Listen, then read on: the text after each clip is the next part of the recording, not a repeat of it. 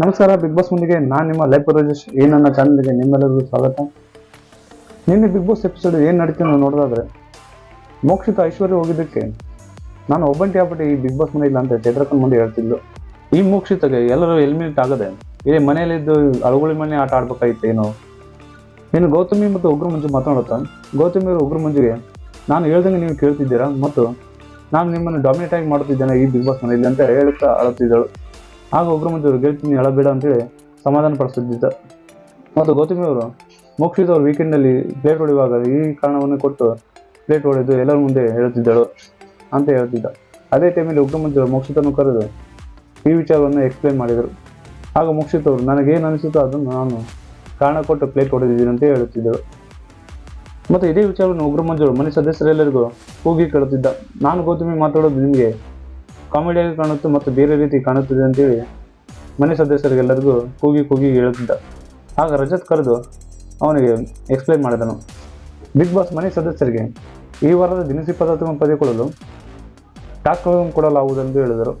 ಈ ಟಾಸ್ಕನ್ನು ಆಡಲು ಮನೆ ಸದಸ್ಯರಿಂದ 6 ಸದಸ್ಯರನ್ನು ಆಯ್ಕೆ ಮಾಡಬೇಕೆಂದು ಬಿಗ್ ಬಾಸ್ ಸೂಚಿಸಿದರು. ಈ ಟಾಸ್ಕನ್ನು ಯಾರು ಆಡ್ತೀರಾ ಅಂತೇಳಿ ಮನೆ ಕ್ಯಾಪ್ಟನ್ ಆದ ಭವೇಗೌಡರು ಮನೆ ಸದಸ್ಯರಿಗೆ ಕೇಳಿದಾಗ ಆಗ ಮನೆ ಸದಸ್ಯರೆಲ್ಲ ಚರ್ಚಿಸಿ ಈ ಟಾಸ್ಕ್ನಿಂದ ಭವೇಗೌಡ ಮತ್ತು ತ್ರಿವಿಕ್ರಮ್ ರಜತರನ್ನು ಹೊರಬಿಟ್ಟರು.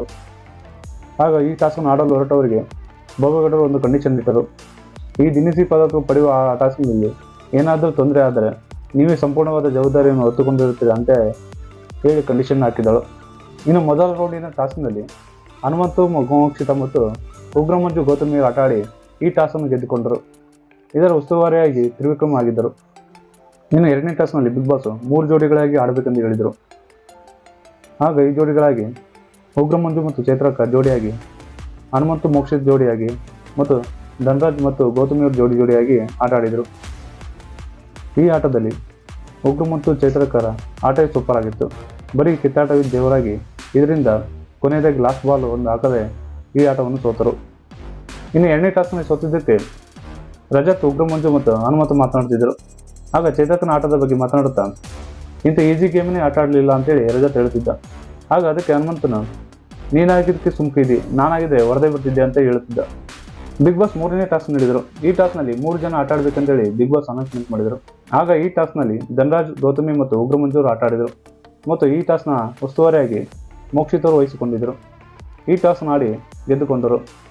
ಆಗ ಮನೆಯ ದಿನಸಿ ಪದಾರ್ಥಗಳು ಹಂತ ಹಂತವಾಗಿ ಪಡೆದುಕೊಂಡರು. ಮನೆ ಸದಸ್ಯರಿಗೆ ಬಿಗ್ ಬಾಸ್ ಒಂದು ಚಟುವಟಿಕೆ ನೀಡಿದರು.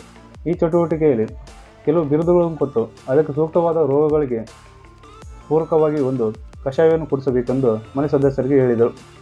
ಇನ್ನು ಈ ಚಟುವಟಿಕೆಯಲ್ಲಿ ಮನೆ ಸದಸ್ಯರು ಅತಿ ಹೆಚ್ಚು ಕಾರಣಗಳನ್ನು ಕೊಟ್ಟು ಚಂದ್ರಕೊಂದೊಬ್ಬರಿಗೆ ಹೆಚ್ಚಿನ ಕಷಾಯಗಳನ್ನು ಕುಡಿಸಿದರು. ಈ ಮಾಹಿತಿ ನಿಮಗೆ ಇಷ್ಟವಾದಲ್ಲಿ ಈ ನನ್ನ ಚಾನಲ್ನ ಲೈಕ್ ಮಾಡಿ, ಸಬ್ಸ್ಕ್ರೈಬ್ ಮಾಡಿ, ಬೆಲ್ ಐಕಾನ್ ಒತ್ತಿ. ಹೆಚ್ಚಿನದಾಗಿ ಈ ವಿಡಿಯೋವನ್ನು ಶೇರ್ ಮಾಡಿ.